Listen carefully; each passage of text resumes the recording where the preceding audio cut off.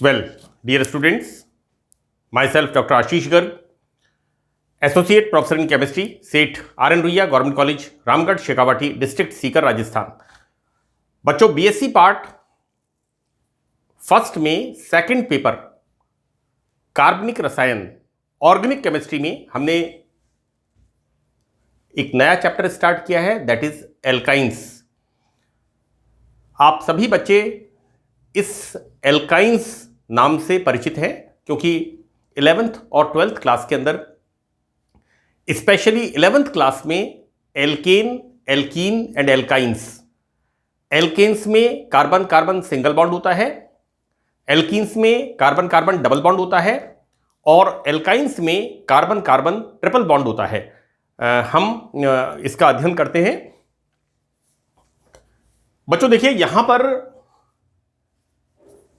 Alkynes में विवृत श्रृंखला, open chain, right. तो ऐसे हाइड्रोकार्बन जो ओपन चेन होते हैं उनमें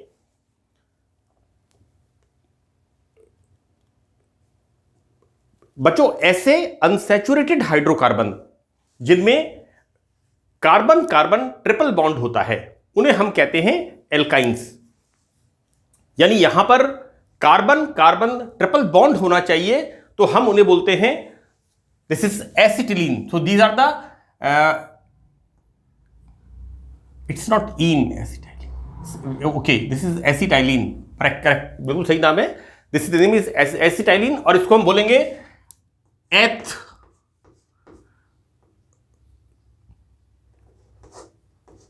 this is the name ethyne.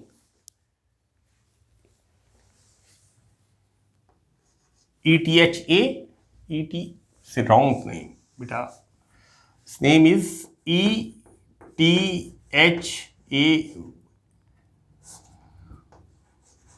This is the name, this is the name बच्चों, इसे हम बोलेंगे this is the ethyne. Now we start nomenclature. मैं एक बार फिर रिपीट कर दूं, अनसैचुरेटेड हाइड्रोकार्बन्स जिनकी विवृत श्रृंखला होती है ना, ओपन चेन होती है, तो ऐसे हाइड्रोकार्बन जिनमें अनसैचुरेशन होता है और कार्बन कार्बन ट्रिपल बॉन्ड होता है उन्हें हम कहते हैं आइन, एथाइन, राइट। नामकरण नॉमेनक्लेचर में बच्चों देखिए, this is the tribal nomenclature. ये जो रूढ़ नाम पद्धति है, ट्राइबल नॉमेनक्लेचर है बच्चों। यहां पर होता क्या था कि एक किसी कंपाउंड का नाम रख दिया गया और उस कंपाउंड के नाम के बेसिस पर दूसरों के नाम रखते जाते हैं। तो यहां पर ट्राइबल नॉमेनक्लेचर में, रूढ़ नाम पद्धति में, एल्काइन के नामकरण की यह विधि एसिटिलीन के नाम पर आधारित है। तो जैसा मैंने आपको बताया कि यहां पर सबसे पहला कंपाउंड कौन सा है, एसिटाइलिन, एसिटिलीन, एथाइन। और इस एसिटिलीन के नाम के आधार पर बच्चों यहां पर एसिटिलीन में C ट्रिपल बॉन्ड C, ये ट्रिपल बॉन्ड होता है कि दोनों ओर एक एक हाइड्रोजन जुड़ा हुआ होता है। बच्चों इसके दोनों तरफ एक एक हाइड्रोजन होता है। तो बच्चों जिन्हें एल्काइल ग्रुप कहते हैं, और बच्चों इनको हाइड्रोजन को एल्काइल ग्रुप से रिप्लेस करके क्या बनेगा, एल्काइल एसिटिलीन। देखो बेटा, दिस इज द एसिटिलीन, यहां पर C triple bond C, right. हमने क्या कहा इसे, acetylene. This is the tribal name, first member of such type of compounds, पहला मेंबर है। तो यहां इसका नाम रखा एसिटिलीन, और एसिटिलीन में एक हाइड्रोजन को रिप्लेस किया मिथाइल ग्रुप से, तो नाम क्या रख दिया इसका, मिथाइल एसिटिलीन, है ना। ओरिजिन इससे, फर्स्ट मेंबर। सेकंड वाले में इसको भी रिप्लेस कर दिया मिथाइल ग्रुप से, तो क्या नाम रख दिया इसका, डाई मिथाइल एसिटिलीन। तो इस तरह से ट्राइबल नेम सिस्टम, ये बच्चों आपको पता होना चाहिए कि किस तरह से acetylene, methyl acetylene and dimethyl acetylene ये नाम रखे गए, क्योंकि कई बारी हम अपनी बुक में जब पढ़ते हैं तो बुक के अंदर ट्राइबल नेम्स भी लिखे होते हैं और IUPAC नेम्स भी लिखे होते हैं। इसमें कोई शक नहीं है कि IUPAC नेम्स ज़्यादा ऑथेंटिक हैं। तो यहां पर हम देखते हैं बेटा कि दो एल्काइल ग्रुप भिन्न होने पर उन्हें अंग्रेजी वर्णमाला के क्रम में लिखते हैं। देखो बेटा यहां पर क्या हो गया, यहां पर C ट्रिपल बॉन्ड C, ये क्या है, हमने क्या माना है कि this compound is originated from this compound, right. इसके हमने क्या माना है कि इस कंपाउंड का नाम किससे ओरिजिनेट हुआ है, इससे। इसे क्या बोला है हमने, एसिटिलीन। और एसिटिलीन में जब दोनों हाइड्रोजन मैथिल समूह से प्रतिस्थापित होते हैं तो हमने क्या कह दिया, इसे डाइमिथाइल एसिटिलीन। और यदि यहां पर ये दोनों एल्काइल ग्रुप भिन्न भिन्न हो, अलग अलग हो, तो हम कैसे बोलेंगे बच्चों, एक तरफ सपोज मिथाइल और दूसरी तरफ इथाइल, यानी एल्किल ग्रुप अलग अलग होते हैं। तो अब फिर नॉमेनक्लेचर कैसे करते हैं बच्चों, यहां पर हम देखेंगे अल्फाबेटिक ऑर्डर। इसका नाम है मिथाइल, M से शुरू होता है। इसका नाम है इथाइल, E से शुरू होता है। तो हम क्या बोलेंगे, इथाइल मिथाइल एसिटिलीन। क्लियर। इसका नाम कैसे हो जाएगा कि दो एल्काइल समूह अलग अलग होने पर अंग्रेजी वर्णमाला के क्रम में लिखते हैं। What we write here, ethyl and this is the methyl. तो बच्चों ये बन गया इथाइल मिथाइल एसिटाइलिन। क्लियर। वैसे मैं आपको बता दूं बच्चों, ये मैंने इसका एक तरह से एसेंस लिखा है कि एल्काइंस क्या होते हैं, राइट, पहली बात। दूसरी बात, एल्काइंस का ट्राइबल नेम सिस्टम क्या है। और तीसरा बच्चों हमने देखते हैं IUPAC name system, that becomes more authentic, जो परफेक्ट सिस्टम है international union of pure and applied chemistry, that is world wide इसको मान्यता है। तो बच्चों यहां पर नॉमेनक्लेचर में बेसिस किसको माना है, एल्केन को। और एल्केन में बच्चों एल्केन में क्या होता है, C सिंगल बॉन्ड C। तो यहां पर एन को हटा करके क्या लगा दिया, YNE, राइट। हमने क्या किया, एथेन को हटा के ANE की जगह YNE, एथाइन। तो बच्चों देखिए यहां पर एन के स्थान पर YNE लगा देते हैं, तो formation of alkyne, this is the ethyne. 2 carbon, एक को मैथ कहते हैं, दो को एथ कहते हैं, तो the formation of ethyne. Correct बच्चों, ये एग्जाम्पल दिया है पहला, मॉलिक्यूलर फॉर्मूला C2H2। वैसे मैं आपको बता दूं कि इसका जनरल फॉर्मूला मैंने लिखा नहीं है इसमें, जनरल फॉर्मूला ये क्या होता है, CnH2n-2। This is the general formula. हम रखते हैं बच्चों यहां पर C2, तो क्या बनेगा, H2 × 2 - 2,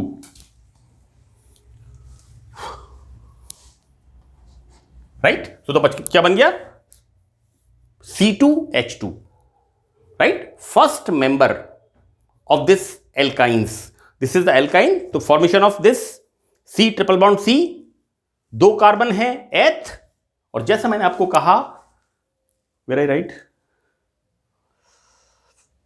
YNE, एन के स्थान पर, यहां पर बच्चों एन के ये रखा, एन के स्थान पर YNE लगा देते हैं IUPAC सिस्टम में, तो बच्चों एथ आइन। नेक्स्ट हम देखते हैं C3H4। अगेन हम जनरल मॉलिक्यूलर फार्मूला से निकाल सकते हैं C3H4। तो बच्चों बन गया CH3 single bond C triple bond CH। बच्चों C3H4, 3 + 1 4 C3, 1 प्रोपाइन, नंबरिंग इधर से करेंगे क्योंकि फंक्शनल ग्रुप इस तरफ है, so this is 1 2 3, this is 1 propyne, right. Next is the, देखो बेटा C4H6 हम रखते हैं इसमें 4, C4, दिस इज 4, तो हमारे पास क्या आएगा C4H6, this is the molecular formula. अब देखो बेटा यहां पर 1 carbon 2 carbon 3 carbon 4 carbon, C4, H कितना है यहां पर 6, तो देखो यहां पर CH3 and this carbon is tetravalent, एक ट्रिपल बॉन्ड यहां पर है, single bond C single bond C and C single bond C, right. तो ये हमारे पास एक एग्जांपल हो गया। कैसे हो गया? This is the 2 butyne, 4 carbon है, ब्यूट आइन, और इनकी पोजीशन क्या है, आइन की 2, दिस इज 2 ब्यूटाइन, करेक्ट। दूसरा आइसोमर हम इसका कैसे लिख सकते हैं? यहां पर बेटा हमने लिखा 1 2 3 4 C4, राइट, और फिर CH3 CH2 CCH6, 1 + 2 + 3 6, तो C4H6, और यहां पर क्रियात्मक समूह की पोजीशन चेंज होती है बच्चों, यहां पर स्थिति समावयवता है ना, यहां पर पोजीशन आइसोमर, यहां पर फंक्शनल ग्रुप की पोजीशन चेंज होती है, so this is the 1 butyne, right. तो बेटा ये मैंने आपको बताया है एक कॉम्पैक्ट वे में। वैसे ये जो पार्ट है, चूंकि मैंने चैप्टर स्टार्ट किया है एल्काइंस, तो सबसे पहले ये बताना जरूरी है कि एल्काइंस क्या होते हैं, नंबर 1। नंबर 2, एल्काइंस का ट्राइबल नेम सिस्टम क्या होता है। The first member of this series is acetylene, ethyne, और एथाइन से रूढ़ नाम डिराइव्ड होते गए, और फिर हमने पढ़ा IUPAC नॉमेनक्लेचर सिस्टम, और इस IUPAC नॉमेनक्लेचर सिस्टम को वर्ल्ड वाइड चूंकि मान्यता प्राप्त है, तो बहुत सिंपल है। हमने देखा किस तरह से हम यहां पर इनके नाम लिखते हैं। तीसरी चीज हमने देखा आइसोमेरिज्म, कि किस प्रकार यहां पर ये this is the position isomerism. बच्चों नेक्स्ट मेंबर इसका है C5, देन C5 तो H8 और C5H8 में 2 तरह की आइसोमेरिज्म होती है। ये सारी चीजें आपने पढ़ी हैं, मैं इनको यहां BSc पार्ट फर्स्ट में लंबा करके लेक्चर को लंबा नहीं करना चाहता। बच्चों C5 का मतलब हो गया H8, इसके 2 तरह के आइसोमर होते हैं। एक आइसोमर होता है पोजीशन आइसोमर, और दूसरा आइसोमर इसमें बच्चों होता है चेन आइसोमर। यहां पर श्रृंखला समावयवता ये भी यहां पर शो करते हैं। तो बच्चों this is the introductory part of the alkyne. ये मैंने आपको बताया कि किस तरह से हम एल्काइंस का इंट्रोडक्शन पढ़ते हैं।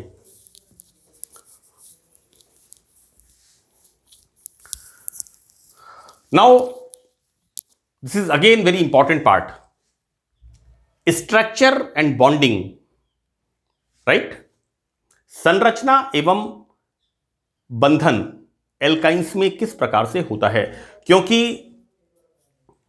एल्काइंस की जब हम रिएक्शंस को पढ़ेंगे तो बच्चों रिएक्शंस में ये पार्ट बड़ा प्रोमिनेंट है, और जब तक हमें एल्काइंस का स्ट्रक्चर पता नहीं है और स्ट्रक्चर में बॉन्डिंग किस तरह की है हमें इसका पता नहीं है, तो हमें रिएक्शंस को समझने में और अच्छी यानी मोड ऑफ रिएक्शन क्या होगा इस बात को बताने में हमें दिक्कत होगी।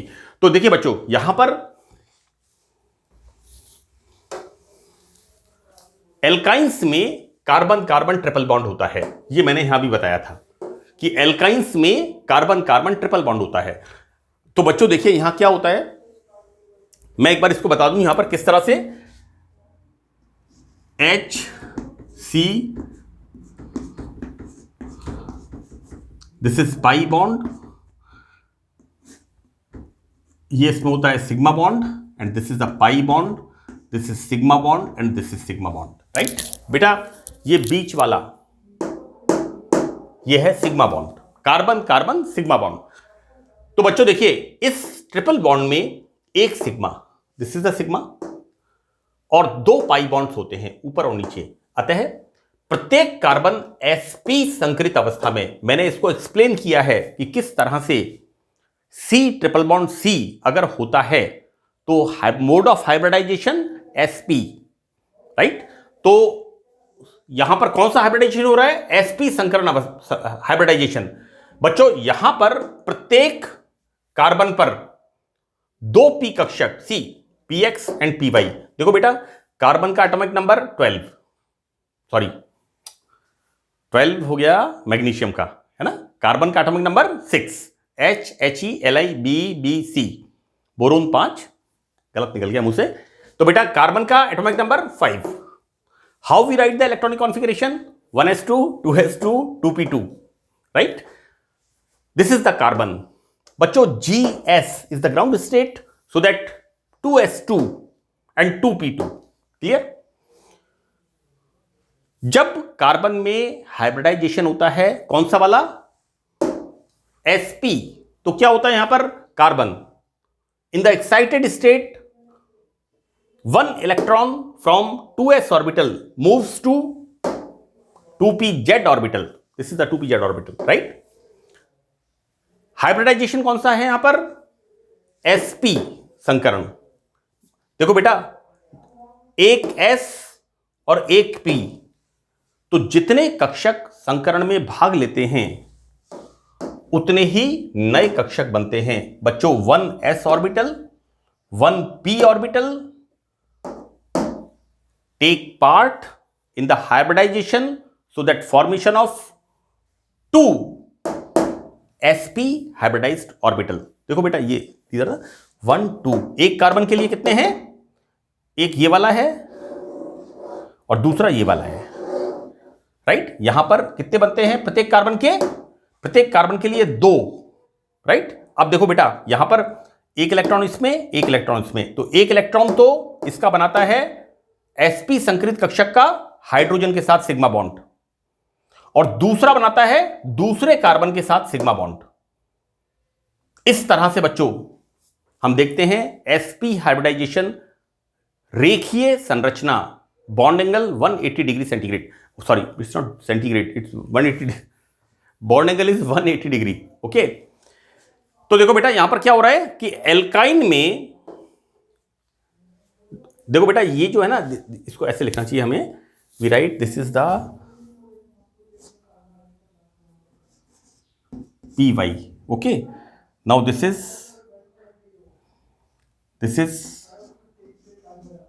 pz, right. This is the py and this is pz, okay. अब देखिए बच्चों यहां क्या हो रहा है?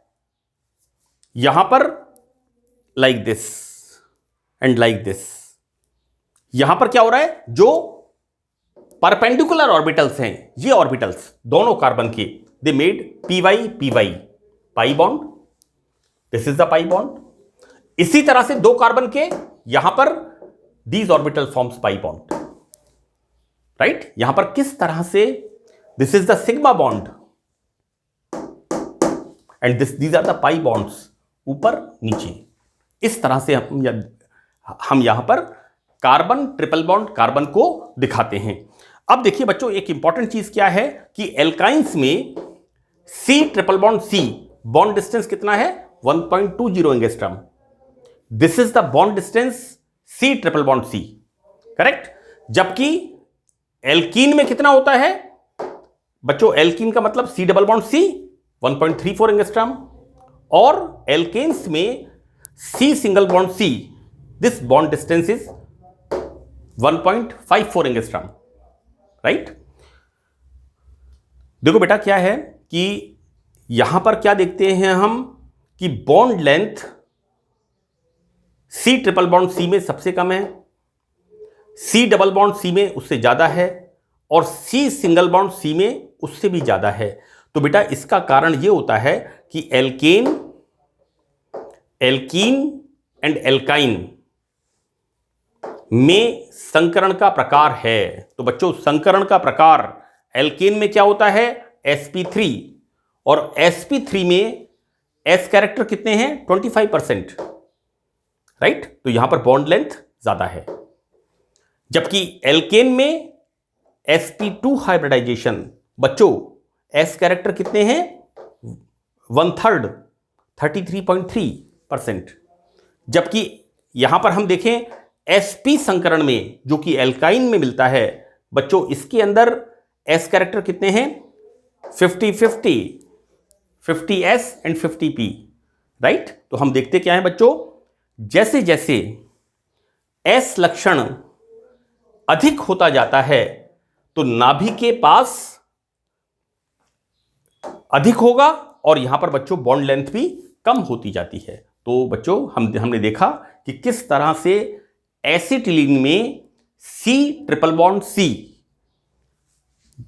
बॉन्डिंग के बारे में हमने समझा कि इसमें sp संकरण होता है, और sp संकरण होने के कारण C++ डिस्टेंस 1.20 एंगस्ट्रॉम, जो कि सबसे कम होती है, वो होती है। तो बच्चों देखिए, ये जो पार्ट है, ये पार्ट एल्काइंस को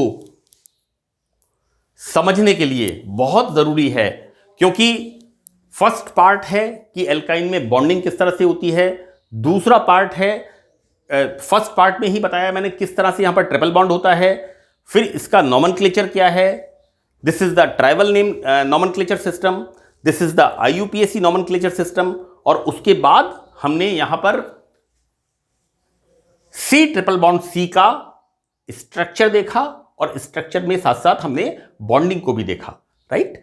क्योंकि बेटा ये जब तक हमें नहीं पता होगा तब तक हम एल्काइंस के बारे में जब रिएक्शंस का अध्ययन करेंगे उसको हम प्रॉपर वे में नहीं कर पाएंगे। तो बच्चों, मुझे उम्मीद है कि आपको ये मेरा लेक्चर समझ में आएगा, और मैंने बहुत कोशिश की है, बहुत मेहनत से मैंने तैयार किया है, आपका जो अच्छे से अच्छा बेनिफिट हो सकता है, क्योंकि आज का दौर बड़ा ख़राब है, कोविड का टाइम है बच्चों। तो आई होप मेरी आपको गुड विशेज़ हैं। So that's all in this lecture. Thank you.